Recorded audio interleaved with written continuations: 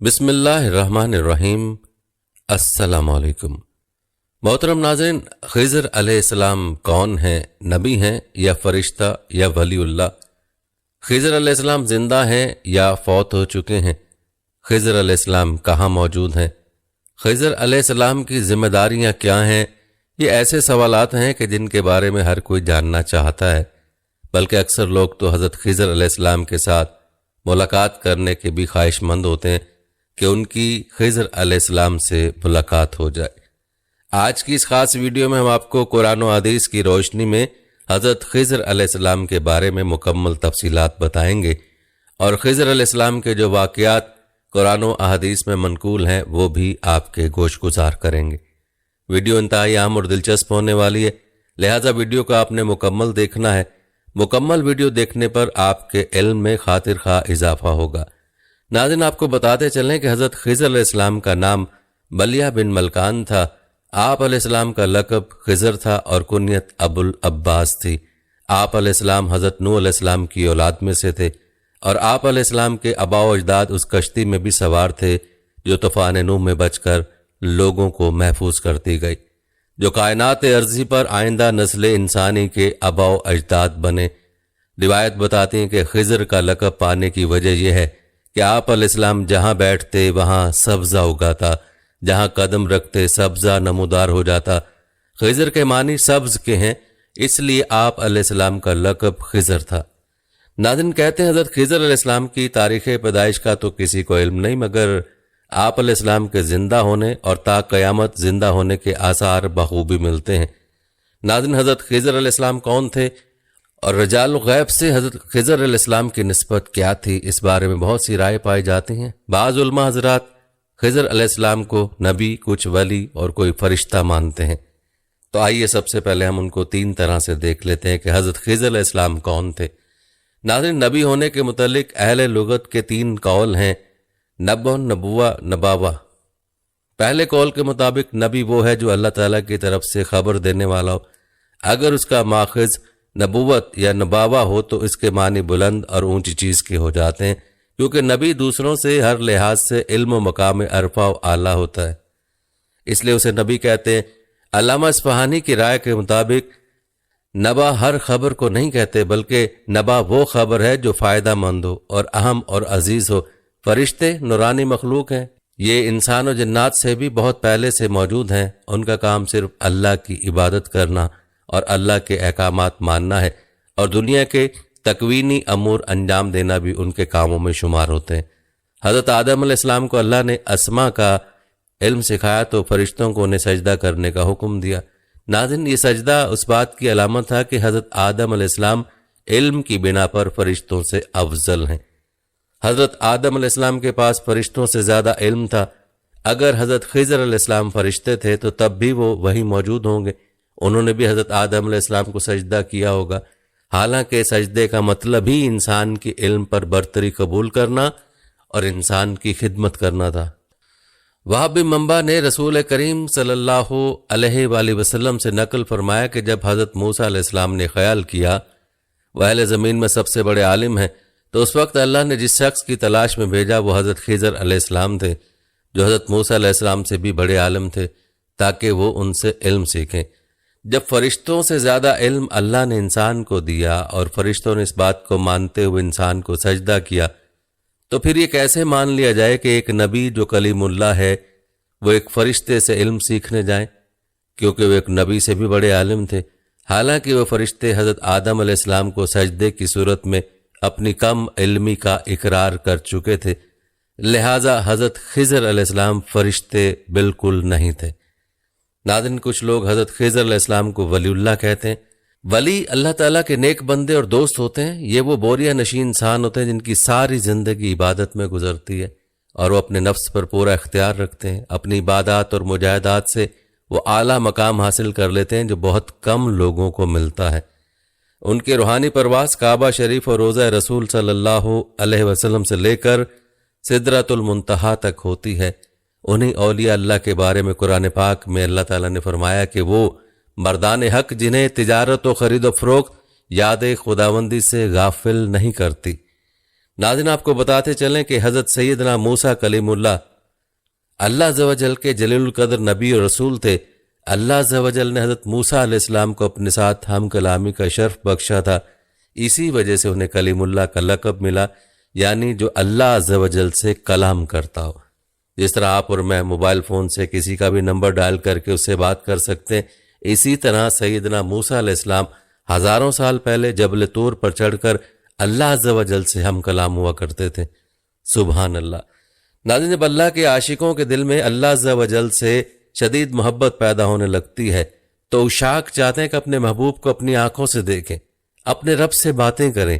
سیدنا موسیٰ علیہ السلام بھی اللہ عز و جل سے شدید محبت کرتے تھے۔ اسی محبت کی شدت کی وجہ سے وہ اللہ عز و جل سے درخواست کرتے تھے کہ اے اللہ مجھے اپنا دیدار کروا۔ اللہ عز و جل فرماتے ہیں اے موسیٰ تم برداشت نہیں کر پاؤ گے، جیسا کہ سورہ الاعراف میں ارشاد ہے، اور جب موسیٰ علیہ السلام ہمارے مقرر کردہ وقت پر حاضر ہوا اور اس کے رب نے اس سے کلام فرمایا تو کلام ربانی کی لذت پا کر دیدار کا آرزو مند ہوا اور عرض کرنے لگا اے رب مجھے اپنا جلوہ دکھا کہ میں تیرا دیدار کر لوں۔ ارشاد ہوا تم مجھے براہ راست ہرگز نہ دیکھ سکو گے مگر پہاڑ کی طرف نگاہ کرو، پس اگر وہ اپنی جگہ ٹھہرا رہا تو ان قریب تم میرا جلوہ کر لوگے۔ پھر جب اس کے رب نے پہاڑ پر اپنے حسن کا جلوہ فرمایا تو شدت انوار سے ریزہ ریزہ کر دیا اور موسیٰ علیہ السلام بے ہوش ہو کر گر پڑا۔ پھر جب اسے افاقہ ہوا تو عرض کیا تیری ذات پاک ہے، میں تیری بارگاہ میں توبہ کرتا ہوں اور میں سب سے پہلا ایمان لانے والا ہوں۔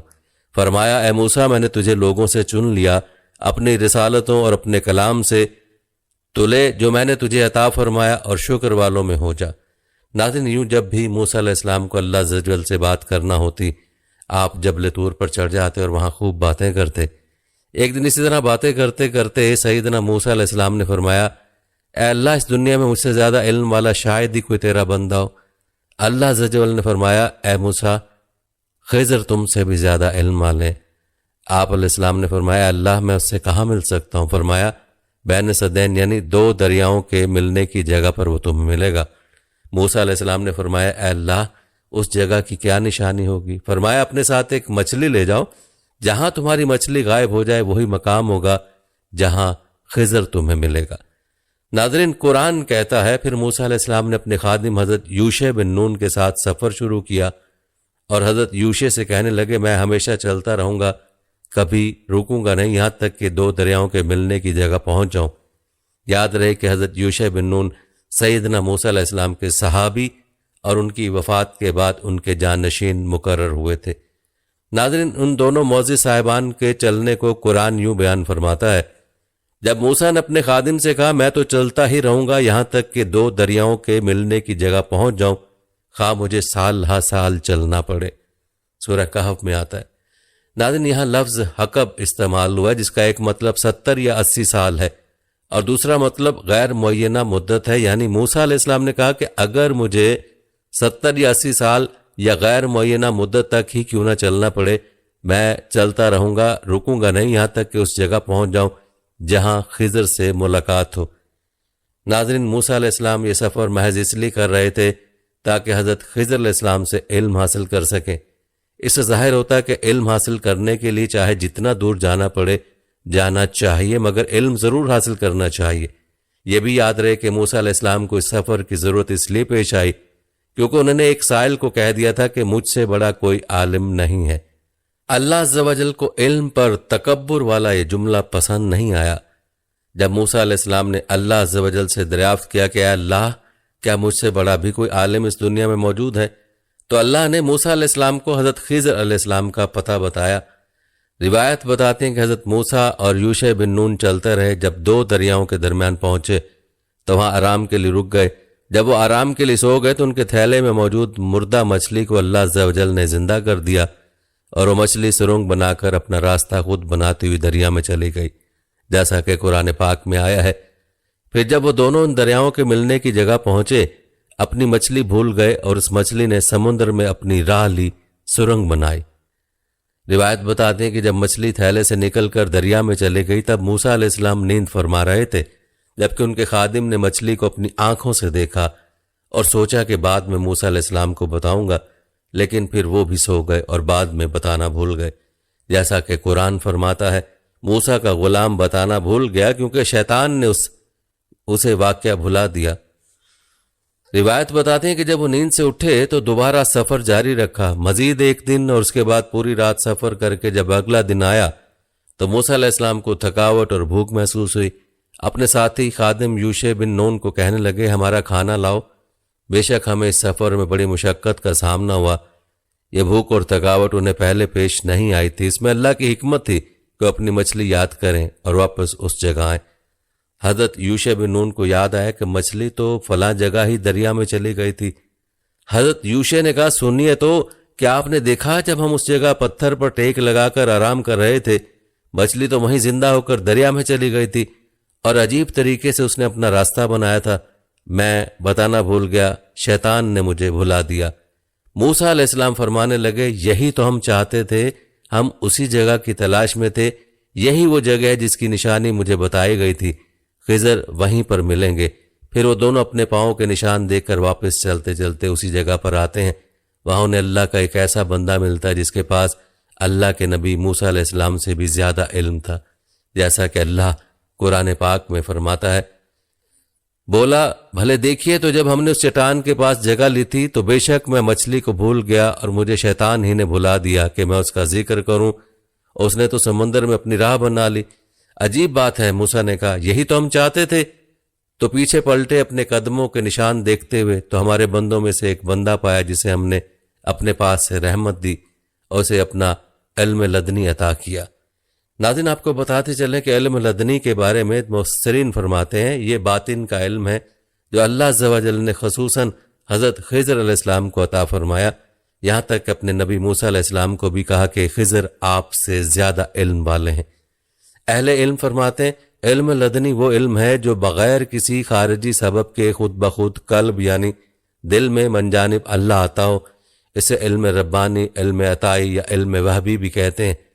ناظرین امام غزالی فرماتے ہیں لدنی وہ علم ہے جس کے حصول میں نفس اور حق تعالیٰ کے درمیان کوئی واسطہ نہ ہو۔ علم لدنی بمنزلہ روشنی کے ہے کہ سراج غیب سے قلب صاف و شفاف پر واقع ہوتی ہے۔ ناظرین حدیث رسول صلی اللہ علیہ وسلم کے مطابق جب موسیٰ علیہ السلام اور یوشع بن نون واپس اس جگہ پہنچے تو موسیٰ علیہ السلام نے دیکھا کہ ایک شخص سفید چادر اوڑھے آرام فرما رہا ہے۔ آپ سمجھ گئے یہی خضر ہے۔ آپ نے قریب آ کر سلام عرض کیا۔ خضر نے کہا آپ کی سرزمین میں سلام کہاں؟ فرمایا میں موسیٰ ہوں۔ خضر نے کہا بنی اسرائیل کا موسیٰ؟ فرمایا جی ہاں۔ پھر موسیٰ علیہ السلام نے حضرت خضر علیہ السلام سے کہا کیا میں آپ کی اطاعت کروں اس شرط پر کہ اللہ عز و جل نے جو علم آپ کو سکھایا ہے وہ آپ مجھے بھی سکھائیں گے؟ خضر علیہ السلام نے کہا اے موسیٰ آپ میرے ساتھ ہرگز صبر نہیں کر سکیں گے، اور آپ صبر کر بھی کیسے سکتے ہیں جبکہ آپ کے علم میں وہ شامل نہیں جو میں جانتا ہوں۔ مفسرین فرماتے ہیں حضرت خضر علیہ السلام نے اس لیے فرمایا کہ وہ جانتے تھے کہ انبیاء امور منکرہ اور ممنوعہ دیکھنے پر صبر کر ہی نہیں سکتے، کیونکہ انبیاء کی شریعت میں ایسے کام کرنے سے سختی سے منع کیا جاتا ہے۔ حدیث میں آتا ہے حضرت خضر علیہ السلام نے سیدنا موسیٰ علیہ السلام سے کہا ایک علم اللہ عز و جل نے مجھے ایسا عطا فرمایا جو آپ نہیں جانتے، اور ایک علم آپ کو اللہ عز و جل نے ایسا عطا فرمایا جو میں نہیں جانتا۔ ناظرین مفسرین کہتے ہیں کہ جو علم خضر علیہ السلام کو عطا ہوا وہ باطن یا مکاشفہ کا علم، علم لدنی ہے، اور جو علم سیدنا موسیٰ علیہ السلام کو عطا ہوا وہ علم شریعت ہے۔ البتہ خضر نے کہا کہ اے موسیٰ آپ ہرگز صبر نہیں کر سکیں گے کیونکہ آپ کو وہ علم نہیں جو مجھے عطا ہوا ہے۔ تو سیدنا موسیٰ علیہ السلام نے فرمایا انشاءاللہ اگر اللہ نے چاہا تو آپ مجھے صابر پائیں گے اور میں آپ کے کسی کام میں مخالفت نہیں کروں گا۔ خضر نے کہا اگر اصرار کرتے ہیں تو ٹھیک ہے، مگر یاد رکھیں مجھ سے کسی بابت کوئی سوال نہیں کرنا جب تک میں خود اس کے متعلق آپ کو نہ بتا دوں۔ موسیٰ علیہ السلام نے کہا ٹھیک ہے۔ یہاں دونوں کے درمیان معاہدہ طے پا گیا اور دونوں چل پڑے۔ اب وہ دونوں ساتھ چلے یہاں تک کہ ایک کشتی دیکھی، دونوں اس میں سوار ہو گئے۔ کشتی والے حضرت خضر علیہ السلام کو پہلے سے ہی جانتے تھے، اس لیے ان سے کرایہ نہیں مانگا بلکہ ایسے ہی مفت میں سوار کر لیا۔ جب کشتی دریا کے بیچ پہنچی تو خضر علیہ السلام نے اپنے تھیلے سے ہتھوڑا نکال کر کشتی کے فرش سے ایک یا دو تختے توڑ کر اکھاڑ دیے۔ موسیٰ علیہ السلام چونکہ ایک نبی تھے اور شریعت میں ایسے حرکت کرنا سخت منع ہے جس سے دوسروں کی زندگیاں خطرے میں پڑ جائیں۔ آپ سے رہا نہ گیا، فوراً بول اٹھے کہ اے خضر، یہ آپ نے کیا کر دیا؟ کیا اس لیے تختے توڑ دیے کہ کشتی والوں کو ڈبو دیں؟ یہ تو آپ نے بڑی خطرناک بات کر دی۔ خضر علیہ السلام نے کہا، اے موسیٰ، کیا میں نے کہا نہیں تھا کہ آپ ہرگز صبر نہیں کر سکیں گے؟ موسیٰ علیہ السلام نے کہا، اے خضر، میری بھول پر مجھے نہ پکڑیں اور میرے کام میں میرے لیے تنگی مت کیجیے۔ البتہ وہ دوبارہ ساتھ چلے۔ جب کشتی سے اترے تو دیکھا کہ ایک میدان میں کچھ بچے کھیل رہے تھے۔ جو بچہ ان سب میں خوبصورت تھا، خضر علیہ السلام نے اسے پکڑ کر گلا دبا کر قتل کر دیا۔ موسیٰ علیہ السلام سے رہا نہ گیا، کیونکہ کسی نابالغ بچے کو قتل کرنا تو کشتی والوں کو ڈبونے سے بھی بدتر اور بہت بڑا خطرناک کام تھا۔ موسیٰ علیہ السلام صبر نہ کر سکے اور فوراً بول پڑے کہ اے خضر، یہ کیا کر رہا ہے؟ اس معصوم بچے کو بغیر کسی وجہ کے قتل کر دیا، بے شک یہ آپ نے انتہائی برا کام کیا ہے۔ خضر علیہ السلام بولے، اے موسیٰ، کیا میں نے کہہ نہیں دیا تھا کہ آپ میرے ساتھ ہرگز صبر نہیں کر سکیں گے؟ موسیٰ علیہ السلام نے کہا کہ اے خضر، اگر اب کی بار میں کسی چیز کے بارے میں سوال کروں تو بے شک آپ مجھے اپنے ساتھ نہ رکھیں، بے شک آپ کی طرف سے عذر پورا ہو چکا ہے۔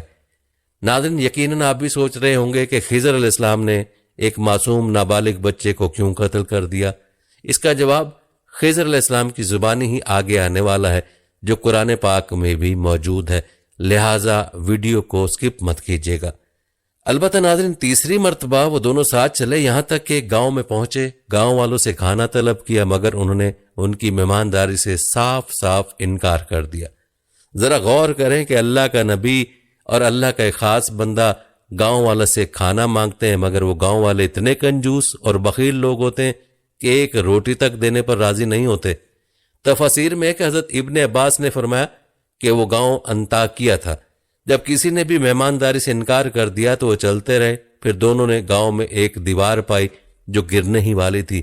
خضر علیہ السلام نے اسے ہاتھ لگا کر اس میں عزم پڑا تو وہ ٹھیک ہو کر سیدھی ہو گئی۔ موسیٰ علیہ السلام، جو پہلے ہی گاؤں والوں کے رویے سے نالاں تھے کہ انہوں نے مہمان نوازی تک نہیں کی، فوراً بول اٹھے کہ اے خضر، آپ نے دیوار تو سیدھی کر دی، اگر چاہتے تو اس کی اجرت لے لیتے تاکہ ہم کھانا کھا سکتے۔ یہاں خضر علیہ السلام نے کہا کہ اے موسیٰ، یہ تیسری مرتبہ ہے، آپ صبر نہیں کر سکے، اس لیے اب میرے اور آپ کے بیچ میں جدائی ہوئی۔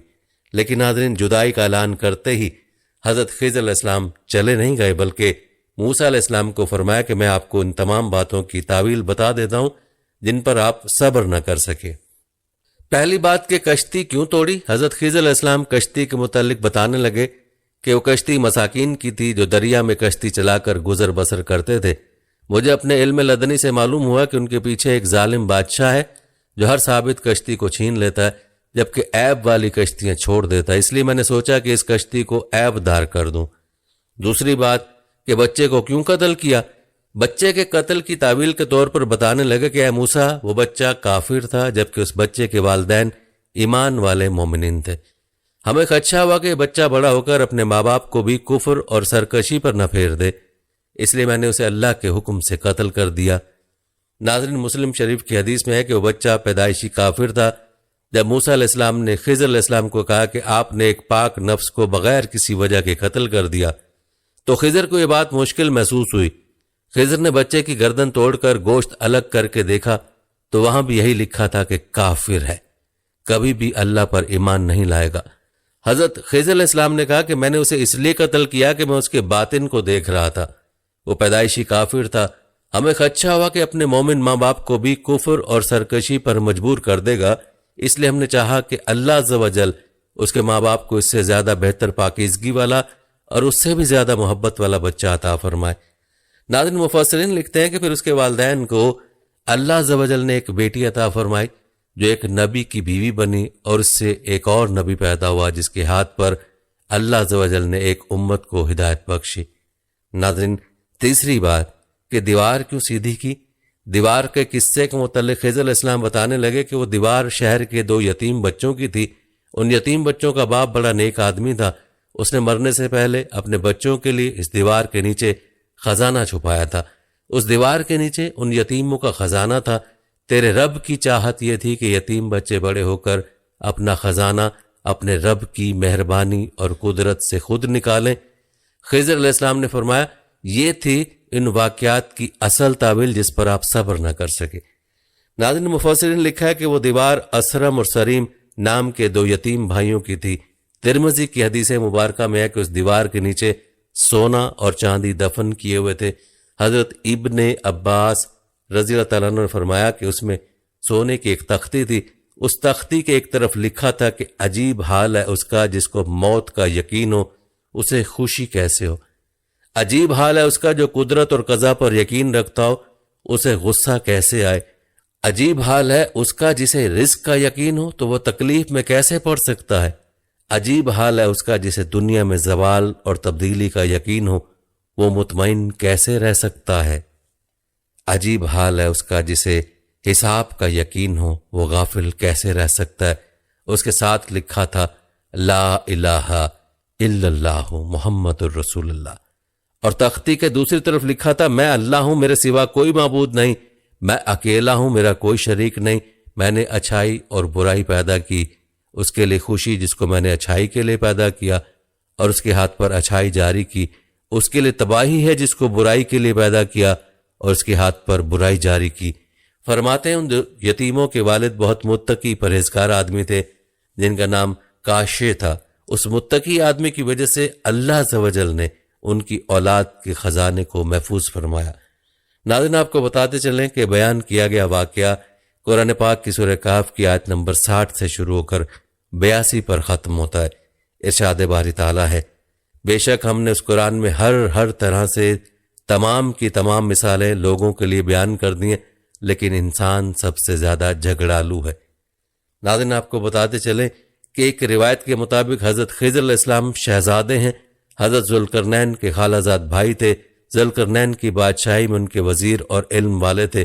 انہوں نے حضرت ذوالقرنین کے ساتھ ہی مشرق و مغرب کا سفر بھی کیا تھا، اور اسی سفر میں انہوں نے چشمہ حیات پیا اور اس سے غسل بھی کیا، اور چشمہ حیات پینے کی وجہ سے ان کی زندگی لمبی ہو گئی۔ کہتے ہیں ذوالقرنین نے یہ سفر اسی چشمہ حیات کو پانے کے لیے کیا تھا، لیکن وہ تو نہیں پا سکے، البتہ ان کے ساتھ آنے والے خضر اس چشمے تک پہنچ گئے۔ یاد رہے کہ واقعہ ذوالقرنین بھی سورہ کہف کی آخری 2 رکوع میں تفصیل سے موجود ہے۔ اللہ فرماتا ہے ہم نے اس خضر کو اپنے پاس سے خاص رحمت عطا فرمائی۔ مفسرین کہتے ہیں خاص رحمت سے مراد نبوت ہے، یا پھر علم لدنی یا ولایت یا لمبی عمر۔ ناظرین، روایت میں آتا ہے کہ حضرت خضر علیہ السلام حضرت ذوالقرنین کے وزیر اور جنگلوں میں علمبردار رہے ہیں۔ یہ حضرت سام بن نوح علیہ السلام کی اولاد میں سے ہیں۔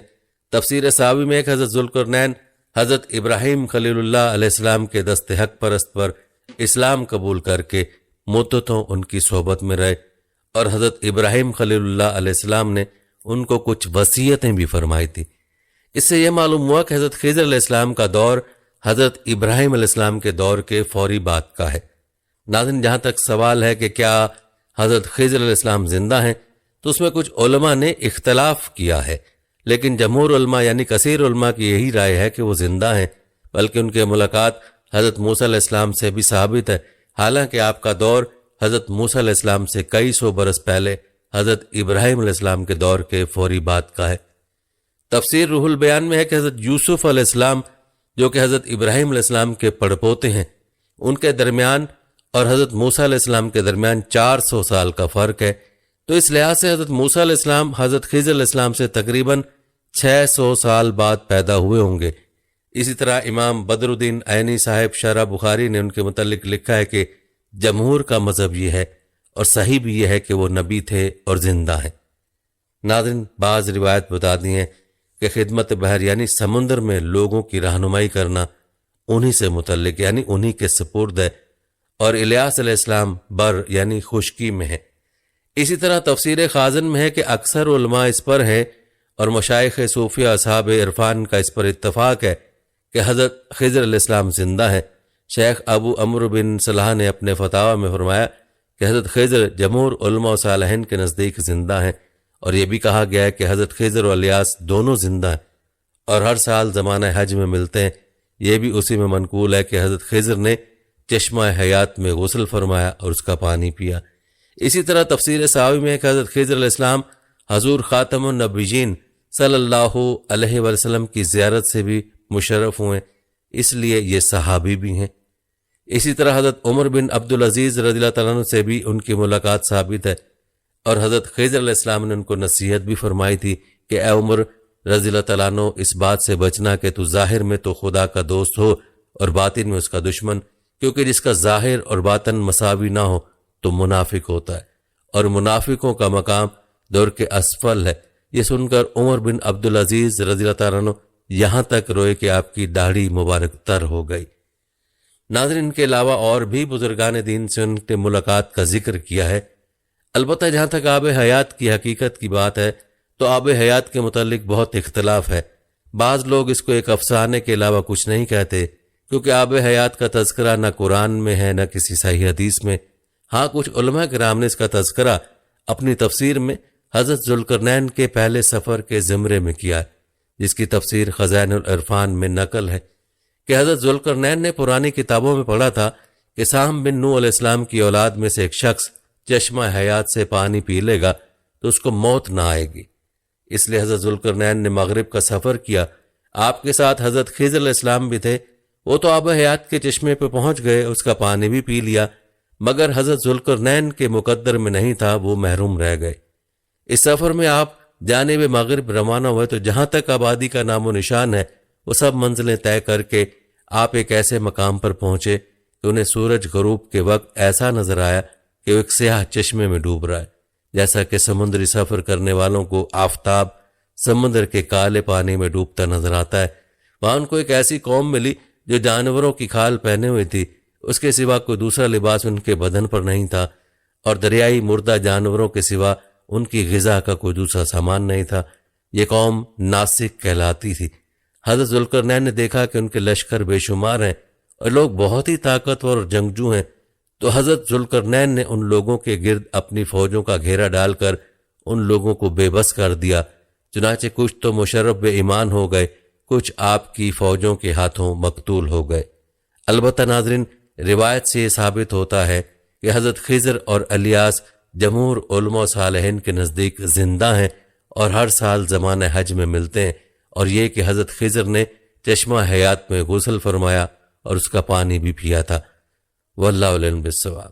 ناظرین، یہاں پر یہ امر قابل غور ہے کہ سیدنا موسیٰ علیہ السلام کو براہ راست حضرت خضر علیہ السلام کا ٹھکانہ یا مستقر نہیں بتایا گیا، بلکہ کچھ نشانیاں بتائی گئیں کہ جس جگہ دو سمندر ملتے ہیں اور مردہ مچھلی زندہ ہو جائے تو وہی خضر علیہ السلام کا مسکن ہوگا۔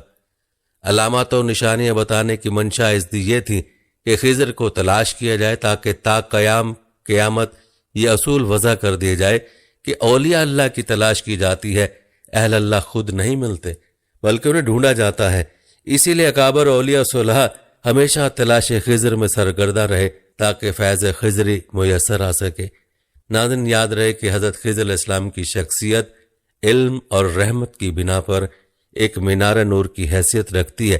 اولیاء حضرت خضر علیہ السلام کی تلاش، ان سے ملاقات، ان سے کسب فیض کے منتظر رہتے ہیں۔ روایت بتاتی ہیں کہ اس تلاش و ملاقات میں اکثر اولیاء کامیاب و کامران بھی ٹھہرے۔ بعض صوفیہ نے دعویٰ کیا کہ انہوں نے حضرت خضر علیہ السلام سے خرقہ طریقت پایا، جبکہ کئی اولیاء کو آپ نے اوراد و وظائف عطا کیے۔ اسی طرح چند ایک اولیاء نے جنگلوں اور بیابانوں میں ملاقات کر کے آپ سے کسب فیض کیا۔ روایت کے مطابق شیخ محی الدین ابن عربی نے حضرت خضر علیہ السلام سے خرقہ ولایت حاصل کیا۔ اسی طرح حکیم ترمذی فرماتے کہ 3 سال تک حضرت خضر علیہ السلام ان کی تعلیم و تربیت ان کے گھر میں فرماتے رہے۔ اسی طرح صوفیہ میں بلند مقام رکھنے والے حضرت خواجہ بختیار کاکی بھی حضرت خضر علیہ السلام سے فیض و برکات سمیٹتے رہے۔ ناظرین، صوفیہ کے بقول حضرت خضر علیہ السلام لوگوں کی تعلیم و تربیت کے لیے مقرر ہیں، خصوصاً علماء و صلحاء کی علمی و روحانی ترقی کے لیے مدد فرماتے ہیں۔ مزید یہ کہ مالی مشکلات کا شکار عام غریب لوگوں کی مالی اعانت بھی فرماتے رہتے ہیں۔ یاد رہے کہ حضور غوث العظم سیدنا شیخ عبد القادر جیلانی امت محمدی صلی اللہ علیہ وآلہ وسلم میں اولیاء صلحاء کے سرخیل مانے جاتے ہیں۔ روایت کے مطابق آپ کی بھی حضرت خضر علیہ السلام سے ملاقات ہوئی اور آپ نے بھی ان سے کسب فیض کیا۔ حضرت سیدنا غوث العظم رضی اللہ تعالیٰ عنہ فرماتے ہیں کہ عراق میں دخول کے ابتدائی زمانے میں حضرت خضر علیہ السلام نے میرے ساتھ مرافقت اختیار کی اور شرط یہ رکھی کہ میں ان کے کسی امر میں مخالفت نہیں کروں گا۔ پھر مجھے انہوں نے فرمایا کہ اس جگہ پر بیٹھ جا۔ میں 3 سال تک وہاں بیٹھا رہا، یہاں تک کہ حضرت خضر علیہ السلام ہر سال میرے پاس تشریف لاتے اور فرماتے کہ اپنی جگہ پر بیٹھے رہنا۔ بس اس استقامت اور حکم کی بجاوری کی وجہ سے فیض خضری کاملاً حضور غوث الاعظم میں منتقل ہوا، جس طرح حضرت موسیٰ علیہ السلام سے آپ علیہ السلام نے فرمایا تھا کہ آپ کو صبر کرنا ہوگا اور میری مخالفت نہیں کرنی۔ بائی نہیں، امت محمدی صلی اللہ علیہ وسلم کے اولیاء کے سالار اعظم کو فیض تام دینے کے لیے شرط لگائی گئی اور پھر کامل فیض عطا کر دیا۔ ناظرین، یہ تھا تفصیلی تذکرہ حضرت خضر علیہ السلام کے حوالے سے۔ امید ہے کہ آپ کے علم میں خاطر خواہ اضافہ ہوگا۔